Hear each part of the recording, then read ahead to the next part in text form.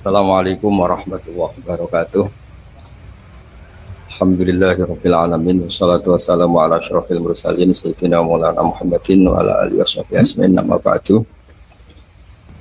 Dan saya mohon nanti diskusinya tentang kitab ini Al-Ghulu wa Takfir. Di mana-mana itu yang namanya nabi itu ya orang kafir dijadikan sebagai muslim. Orang baik juga gitu. Mana-mana orang baik minyak yang fasik jadi soleh, yang soleh bodoh menjadi soleh pinter, yang setengah pinter menjadi pinter banget, syukur-syukur jadi wali. Nah logika itu harus permanen. Di mana-mana ya inginnya kita itu ya yang enggak baik jadikan baik. Ini bukan kebalik, yang sudah baik dikafirkan, yang sudah anggota dikeluarkan. Itu aja secara organisasi masalah kan. Jadi takfir itu sebenarnya tidak usah dalil sudah jelas, masa yang sudah masuk dikeluarin. Yang di luar saja difasilitasi kulil ladzina kafaru iyantahu yufar lahum ma qad salam. Kalau kamu mau masuk Islam, fasilitasnya itu yufar lahum ma qad salam. Masalah-masalah kamu, dosa-dosa kamu akan dihapus. Jadi tahu-tahu orang yang min ahli la ilaha illallah karena kesalahan tertentu, entah pegang patok kuburan, entah apalah peringatan sesajen langsung dikafirkan. Ini kan jadi aneh. Padahal acaranya tahlilan.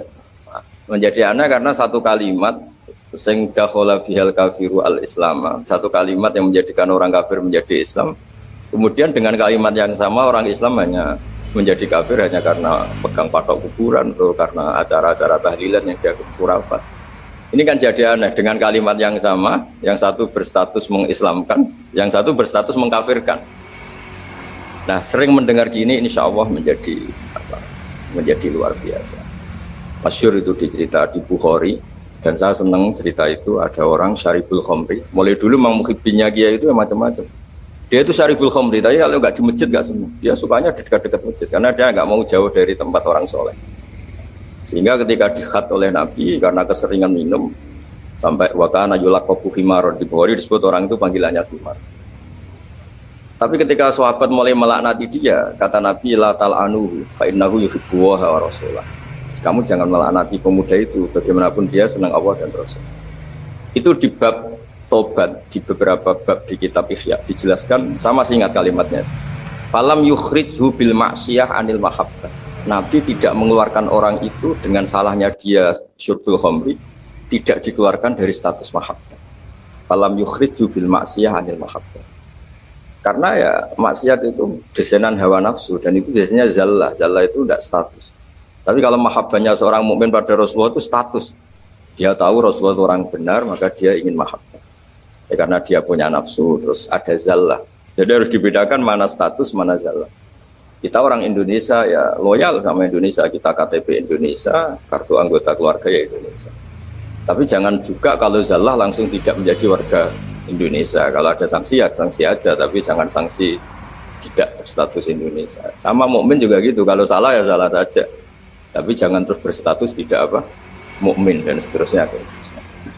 Nah, saya mohon logika-logika ini permanen. Kemudian kita punya hujjah riwayah, punya hujjah sanad yang ditulis Habib Abdul Bahri.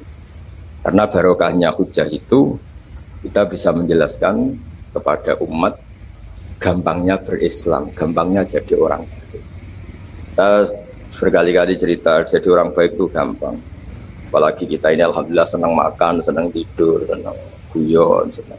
Ya kalau kita jadi orang baik itu kan gampang. Artinya gampang gimana? Ketika semalaman kita guyon, anggap saja itu tarkul ma'asi, ya barokahnya guyon sama teman-teman, bakas terong bakar, bakas makan-makan. Akhirnya malam itu tidak dugem, tidak maksiat. Barokahnya tidur semalaman, ya barokahnya tarkul ma'asi kuliah. Sudah gitu.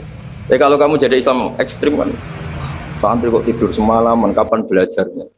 Harusnya tertanya dibalik. Alhamdulillah tidur semalaman. Kapan kamu bisa maksiat kalau tidur terus ya? Barangkali tidur terus, nggak ada waktu maksiat. Jadi kaidah-kaidah yang kita pelajari zaman ngaji itu, bahwa yang dikatakan taat itu apa? Imtitsalul awamir wa ijtinabun nawahi, ya sudah. Barangkali tidur itu ijtinabun nawahi, nawahi kuliah bahkan karena tidur tadi. Nah barokahnya cara pandang yang mudah, sederhana, itmamin mubakhin illa wa tahaqqaqu bihi tarku haramim ma. Fa'il zamu minas sukun tarkul qatli wa minas sukut tarkul qadar. Itu ada di kitab Lubul Usul. Orang itu kalau melakukan mubah, pasti saat melakukan mubah itu ada tarkul haram. Tarku haram mimma, kan meninggalkan haram apa saja. Makanya perilaku kiai-kiai ya gojol-gojolkan, santri ya gojol-gojolkan. Itu bukan nilai gojol-gojolkannya, tapi istildat bil mubahat, nyaman dengan hal-hal yang dibolehkan Allah. Dan konsekuensi dari itu saat itu juga pasti takul mas. Nah berkahnya berpikir seperti ini jadi enak. Nabi juga sering ketemu anak-anak tanya, ya Umar, mafalan Umar, kabar burung kamu gimana? Hal-hal seperti itu bercengkrama tapi menjadi suasana itu nyaman. Tapi ketika ditanya ayu Islami khairun ya Rasulullah itamu ta'ah. Islam itu soal mangan-mangan asik gitu ya sudah. Islam itu tabassum, Islam itu talqatu wajhin ceria. Jadi dengan tahu kalau itu semuanya adalah tuntunan Islam, kan termasuk wa fi buti ahadikum shadaqah, Islam itu ya kumpul sama istri gitu. Ya sudah, itu kan hal-hal keseharian yang dibutuhkan manusia dan oleh Islam dilegalkan, didukung. Dan saat yang bersamaan dijamin ada ridha Allah karena di situ ada tarkul ma'asi, ada tarkul munkar. Halo. Dan saya kira demikian, mungkin antum alamu tentang naskah-naskah beliau. Saya hanya tahu ya, hanya memberi dasar bahwa ini sudah benar, naskah-naskah ini saya belajar khatam, alhamdulillah. Dan saya tidak ada yang janggal sama sekali karena tadi ciri utama kebenaran itu labanan khalisan sa'iqal syariku. Assalamualaikum warahmatullahi wabarakatuh.